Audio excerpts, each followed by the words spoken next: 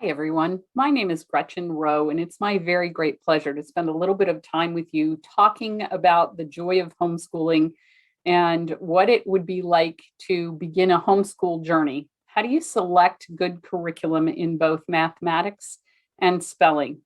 What does it mean to make wise choices in those two subjects? We're going to spend a little bit of time talking about that this afternoon.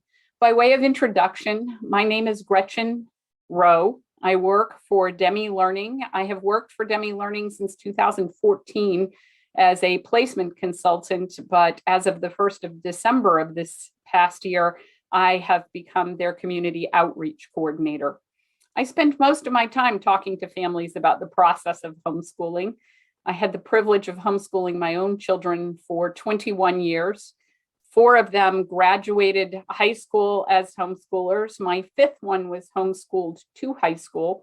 And then the caboose in our train is a junior in high school this year, and he is in public school.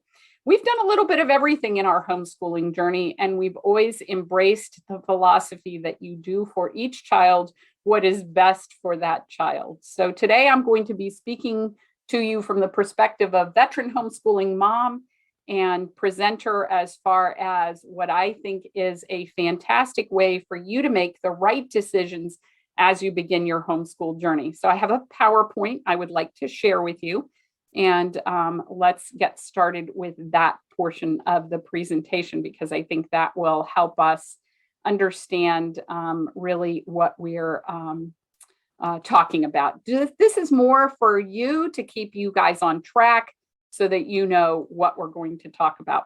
Again, my presentation topic is you're going to homeschool, making wise choices for math and spelling. So let's get started. I always think it's important for us to have an agenda, at least a guideline of what we're going to talk about. So I want to talk about successful math instruction, things that you need to consider in your family. And then I also want to talk about successful spelling instruction. And I want to provide some thoughts about your new adventure. As we go through this process, I'll be providing some URLs for you, some clickable links.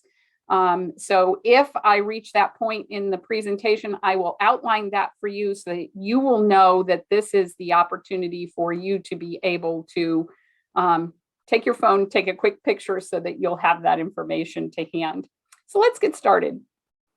First of all, I think all of us have this vision in our head of what we think homeschool is. I know I had a vision. I was a reluctant homeschool parent. I was not the parent who embraced homeschooling right out of the gate. I was the parent who became a homeschooler overnight in the middle of an academic year because I felt my child's needs were not being met.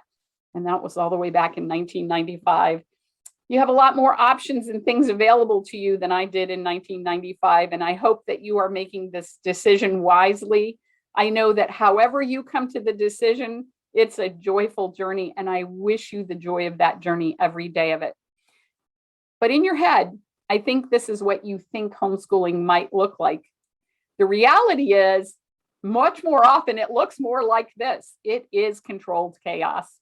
And if you set expectations for yourself right and provide yourself grace, knowing that it is going to be chaos, I think you're going to have an absolutely joyful journey. And I wish you every day of that journey. And let me tell you, some of the days were really long, but the years passed very swiftly. So let's talk now about choosing a math curriculum. What do you need to consider? What are the things you need to think about when you choose a mathematics curriculum?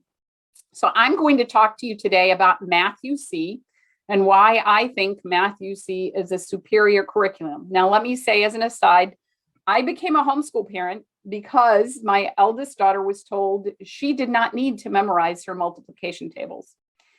And I knew that that was poor thinking. I knew that I was a weak mathematician. I had been a weak mathematician from grade school all the way through college. In fact, I chose my college major based on what I thought was the least amount of math necessary to get a college degree. And to be honest, I've always been hesitant mathematically. I didn't want my kids to have those narrow choices that I felt I had because I had a mathematical weakness. So I wanted to do something different for them. So talking about choosing a math curriculum, I didn't find my way to math, you see, until I had been homeschooling almost 6 years. And at that point in time, was 3 children in. I had 2 children who were in high school. By the time they reached Algebra 1, I was grateful to hand them off to a co-op. And then the third kid came along and she was out of sequence for the co-op. So then what was I going to do? And it was at that point, after we had struggled through 2 different mathematics curricula, that friends suggested I take a look at Math UC. So I want to outline for you, we're going to keep this talk very high level. This is going to be at about 10,000 feet.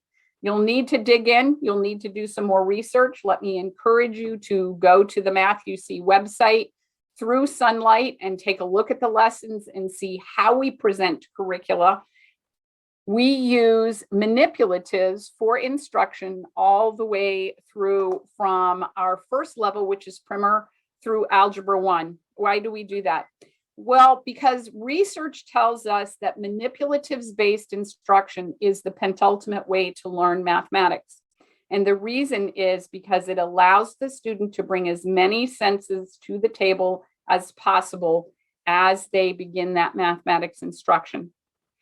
The next thing that's really important about choosing a good mathematics curriculum is, does it teach process and concept? So there's a difference between the two of them. It's not just knowing that 6 + 5 is 11. It's knowing that process conceptually of adding 2 numbers together gives you a greater sum. Being able to teach math conceptually allows us to have students who understand the process of mathematics. And that is vitally important, because I could teach you tips and tricks all day long, but if you don't know why you're doing something and you forget the trick, then you can't get to the end game. But if you know why you're trying to learn something, then even if you forget the process, you know how to walk yourself through that process to get to the end game. So even if you forget the tip or the trick, you're still going to get to the right answer. And that really is the goal. Steve Demme, the founder of our company, says the reason we learn mathematics is to solve word problems. And every Math UC lesson contains word problems. And you know what? I think fear of word problems is right up there with homeschool parenting as speaking in public. Nobody wants to do it. Nobody wants to approach it. But the truth is, when math comes to me and you as adults, it is a word problem. So we need to give kids a degree of facility with that. The next thing that Math UC does, which is unique, is we teach mathematics as a mastery focus. There are several math curriculums who do this, but I think Math UC does it the best of all, because we teach math conceptually, one concept at a time, until your student can teach that concept back to you. And the absolute best measure of understanding is to be able to show someone else that you understand. So that mastery focus allows us to focus on one concept at a time until we understand. However, there's no sense to do more of something simply because we're aiming for better understanding. More is not necessarily the best indicator of the best experience. More can sometimes just be more. And I have to confess that when I first looked at math, I thought if you did more math, you were better at math. That's not necessarily the case. With mastery focus, it allows us to focus on one concept at a time until we can clearly demonstrate that we understand those materials. Once we've demonstrated that understanding, then we'll move forward and we'll work on something new. And that allows us to make our curriculum a truly student-paced curriculum. So the student moves through the materials at their own pace and their math instruction becomes their own. We also put a tremendous emphasis on fundamental skills. And I have to tell you, as a placement specialist, I talk with families all the time who have a child who has hit a wall either at division or at Algebra 1, and they just seem as though they developed a math disability, or they're just not a math student. They just can't do math well, so we focus on other things. The truth of the matter is, 9 times out of 10, when you hit a wall at division, It's because you had a problem with the foundational skills of addition, subtraction, multiplication, because you have to bring all of those skill sets to the table at division. And if you hit a wall at Algebra 1, I know that very, very likely there's an enormously high percentage that you're probably weak in the foundational skills of understanding how to add, subtract, multiply, and divide fractions. And if that's the case, then Algebra 1 is a really tough slog, no matter what curriculum you use. So we place an emphasis on fundamental skills, on memorizing our skill sets, because a memorized skill set is like reading without sounding out words. And if you have that capacity, then you have the ability to move through materials more efficiently.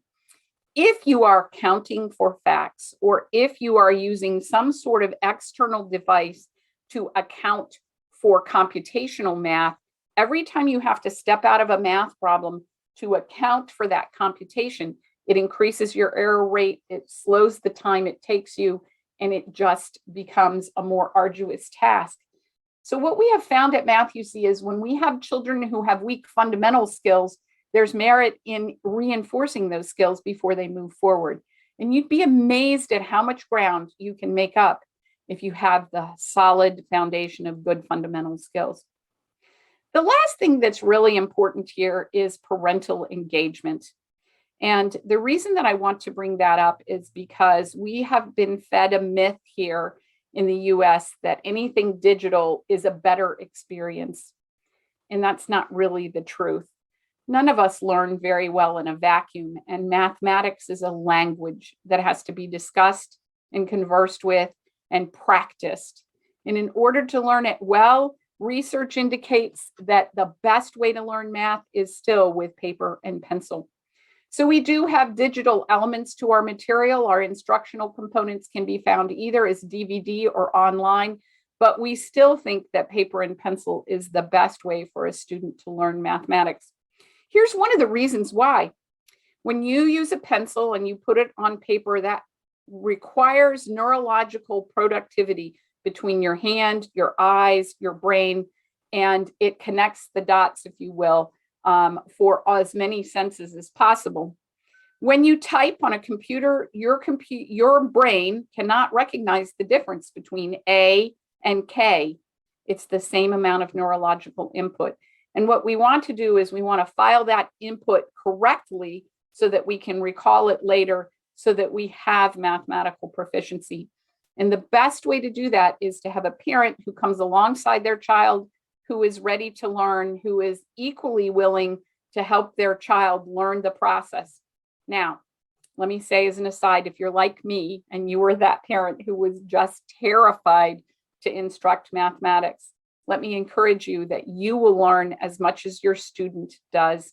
And there's nothing more powerful than being the parent who engages their student in the process and says, I don't know how to do this. Let's learn together. That is a tremendously powerful experience for both you and your students. What if math is a struggle in your household? Maybe you have this child who says, oh, I hate math. I was that child, so I understand what that feels like. So how do you feel about math? One of the things that you need to do as you enter this journey of homeschooling is assess how you feel about the subjects you are going to instruct. Now, I am never short of an opinion, and I love to say that a rich reading program, a strong mathematics program, and a good spelling program are really all you need to really do everything else that you need to do academically.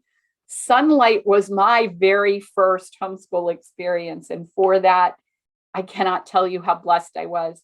We read rich literature, and it was a fantastic experience. And if you're looking at materials through Sonlight, you are in the absolute best place. But there might be a little person sitting on your shoulder or a little voice inside your head who says, I don't feel very great about math, so I don't know if I can homeschool. Let me encourage you to do two things. First of all, to evaluate your own anxiety about mathematics, because being able to change that will make all the difference in the world. Even if you can just simply acknowledge the fact that you are anxious about mathematics, it will be a huge game changer. What happens if you have a child who has just become mathematically discouraged? Maybe you're beginning the homeschooling journey because math has just been a nightmare in the school setting that they have been in. So, how do you reinflate their tires? Well, I'm here to tell you that diagnostics are the key. Knowing what your student knows is the beginning of understanding, and it alleviates so much fear. So let me encourage you, mathematics in the Math UC world comes hand in hand with diagnostics, and the diagnostics are what make it a valuable experience. Being able to help your student know exactly what they know, and more importantly, to be able to disclose to you as their parent what they don't know, is the beginning of a game-changing experience. So toward that end, let me encourage you that you can visit placement with Math UC. We have materials primer, which is a K4, K5 experience, all the way through calculus. And placement is not based on grade in Math UC. It is based on what does your student know. And so if we know what your student knows, then we can advise you appropriately. Often parents in the placement process will say to me, what do you have for third grade? And my question back to them is, well, what does your third grader know? Our expectation is that placement is placed at the end of your student's knowledge so we can help them progress forward. But you may need to reinflate those tires, as I've already said. So let me encourage you to visit our website, to visit Sonlight's website. I've given you a URL. I promised you that I would tell you, here's where you need to pick up your phone and take a picture of the screen. You want to visit sonlight.mathuc.com, and you can find a placement tool there. That placement tool is pretty accurate as long as you know what your student knows. If, however, you find yourself in a situation where you don't know what your student knows and you go through the placement process and you're still unsure, let me encourage you to reach out to us. You can call us at Demme Learning, 888-854-6284, option 1. Talk with one of our placement specialists. We'll help you get the exact right placement and then return you to Sonlight so that you can make your order. Now, talking about this, what happens if you have chosen a math curriculum and now you need to figure out spelling? Remember, I said at the beginning of my presentation that there's, in my opinion, 3 things you need to do very well, and that is have a rich reading curriculum, have a solid mathematics curriculum, and teach your child to spell. There are whole states that have abandoned the process of teaching spelling. So why do we need to teach our kids to spell? Well, I want to ask you as an adult to think about this for just a hot minute. So much of our communication in this day and age is in written form. And if you've ever gotten an email from someone that has had an error in it and you have noted that error, you've made a judgment call about the person that sent that email. So how do you determine that you're on the right track as far as placement is concerned with regard to spelling? And why is it necessary to choose a spelling curriculum? You know, since Laura Ingalls Wilder rolled across the prairie, we've pretty much taught spelling one way in the US. We've given you a list of words. We've given you a variety of ways to work with that list of words. We've tested you on that list of words, and then we've made you work harder with the words you didn't spell correctly. If that was so effective, why do roughly 30% of Americans report being hesitant spellers as adults? I submit to you that we need to change the way in which we teach spelling to create confident spellers. So let me give you a little bit of explanation as to why Spelling UC might be an appropriate curriculum for your family. It's a research-based program, so now we're going to talk about why it's so effective. When we read, we decode. And the more we read, the better we decode. And I have this conversation all the time with parents who say, I don't understand. I have a kid who can read Oliver Twist, but she can't spell her way out of a wet paper bag. And that's because we make the misapprehension that reading and spelling are equal skills. And they're not. They're actually opposite skills. And because of that, we need to take a different approach to spelling. So if you will remember this, reading is decoding, and the more you read, the better you decode, then we can see why spelling is a different enterprise. Spelling is encoding. When we decode, we look at the word phone and we know there's 3 phonemes there, and our mind says it, and we decode so quickly if we're efficient readers that we don't even realize we've decoded a word that we don't understand or haven't encountered before. Now, obviously, phone would not be that example, but this allows me, using the word phone, to give you an understanding of why people would struggle with this so much. When we spell, we encode. And in order to encode successfully, you have to know which phoneme makes what sound. Well, in the word phone, there's 3 phonemes, but you can actually make them 9 ways in English. But there's only one correct spelling of that word. So if you don't have that visual process committed to memory of the pattern within words, it becomes very difficult for you to return accurate spelling. And this is why we see so many parents who are so frustrated with spelling, they just say, forget it, I'll use spell check. Well, the challenge with spell check is spell check doesn't check for context. It only checks for pattern. And there are so many words in the English language that are homophones, that are more than one word that is used in a different context. For example, I tell you, I want you to spell the word so. And now you say to me, well, Gretchen, which one? S-O-W, S-E-W, or S-O? Do you see how context becomes critically important in being able to spell successfully? Here's what we do at Spelling UC. We have 5 tasks for success, and 2 of those, as a homeschool family, you're going to be doing every day. So really, there's only 3 tasks to spelling success. You're going to read and you're going to listen every single day that you instruct in homeschool. So those are part and parcel of the process. But we offer 3 elements to teach spelling: their chunking, their copy work, and their dictation. Now, let me say as an aside that Spelling UC is a research-based program. This is based on research out of the University of Virginia that's been replicated several times. And it tells us that there's a natural progression that each student has to walk through in order to become a successful speller. And if you fall out of this progression early, then you're that adult who describes themselves as a hesitant speller. One of the things that we wanted to do, and the developer of Spelling UC actually actively engaged in, her name is Dr. Karen Halinga. She holds a PhD in reading recovery. And Dr. Halinga said we simply have to disconnect stress from the process of learning, because learning ceases when stress enters the equation. And so what she wanted to do is she wanted to take away word lists, and she wanted to take away tests entirely. So if you will have faith with me when I say that we teach spelling without any word lists and without any tests, and we do it very successfully, I think you'll find merit in pursuing a little bit more information about Spelling UC.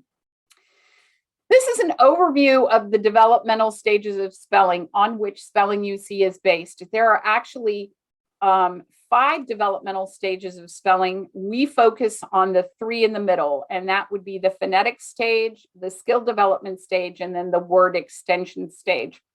Spelling UC, again, just like Math UC, is not a grade-based curriculum. Instead, it is a skills-based curriculum. And in the very first level, listen and write, I don't anticipate that a child can even make and form all of their letters. We're going to help them work on a singular skill of phonics called phonemic awareness. And we're going to help them begin to connect the dots between the sounds that letters make and letters together as they form words. So we're going to focus on consonant sounds and short vowel sounds. And listen and write is designed for a student who has not yet cracked the code of reading. In Jack and Jill, we're going to step from that phonetic stage into the skill development stage. And when you look at the Jack and Jill materials, either on the Sonlight website or on the Spelling UC website, you're going to see that Jack and Jill places a tremendous amount of emphasis on nursery rhymes. And the reason that we do that is because nursery rhymes give us an enormous amount of wordplay in a very small space of words. They allow us to practice rhyme and alliteration and vocabulary, and they allow an emerging reader to feel confident in their reading process. You know, one of the things that I didn't take into account as a parent is the virtue of reading the same thing more than one time. As a child really begins to crack the code of reading, we as parents are like, oh, read this and read this and read this. But the skill of fluency is developed as we read the same thing more than one time, so we can become fluid in our reading. And fluency is the number one indicator of a child's reading capacity before about third grade. At Wild Tales, we've stepped fully into that skill development stage. And so placement from Wild Tales through Modern Milestones is predicated on your students' reading skill. And I say this all the time, and parents often ask me for clarity. I want your students' spelling experiences to be easier than what they read. And the reason is because of that decoding and encoding. When we decode words we've never seen before, we pronounce them correctly, and we just keep on going because we have the context to be able to fit them into. But that spelling process is harder and it takes time. In fact, the research on which this program is based says it can take up to 4.5 years to develop a spelling proficiency. So that's why you see 4.5 levels of skill development to create that spelling proficiency. The difference between levels C, D, E, and F is the lexile score of the words. And we encourage you to place your student in a spelling level that is easier than what they're reading so that they can focus on the patterns within words. The last stage of spelling in Spelling UC is word extension, and that's where we focus on the weird idiosyncrasies of the English language for understanding spelling. For instance, the word love removes the E and adds ing to make the word loving, but we keep the E and add ly to make the word lovely. It's a wonder any of us can spell. But we examine those reasons in the word extension stage of spelling, and by then we have a student who is an emerged speller and is well on their way to being able to spell anything that you can throw at them.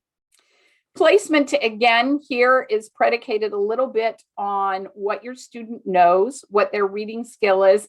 And this time, again, I encourage you to pull up your phone and take a picture of this URL. I want to send you to the Spelling UC website for the placement materials. You'll see that red arrow there, and it says download the full readiness guidelines. Utilize those readiness guidelines to make sure that you have the right content for your student. And of course, if you have questions, you're still not sure, feel free to reach out to our placement specialists. We are more than happy to help you find the right connection for spelling for your student. And then we'll return you to Sonlight so that you can make that purchase and begin your journey. Last but not least, I want to provide you with my contact information. Again, my name is Gretchen Roe. My email is groe@demmelearning.com, and my phone number is there on the screen. If I've said something that has piqued your interest here and you want to have a conversation directly with me, please feel free to be in touch. It's my pleasure to provide support to Sonlight families, and you are beginning the most fantastic experience of your life. I will tell you that I wouldn't have traded those 21 years for anything. I thank you for spending this time with me. I welcome you to the joy of the homeschooling world, and please know that those of us at Demme Learning love our affiliation with Sonlight. If you ever have a question, you can reach out to us through the Demme Learning website, through Math UC, Spelling UC. We have live chat. We're happy to answer emails. We're happy to answer the phone. We want you to continue to be engaged in the joy of that journey. So let us know how we can help you. And thank you for spending this time with me today. Take care, everyone.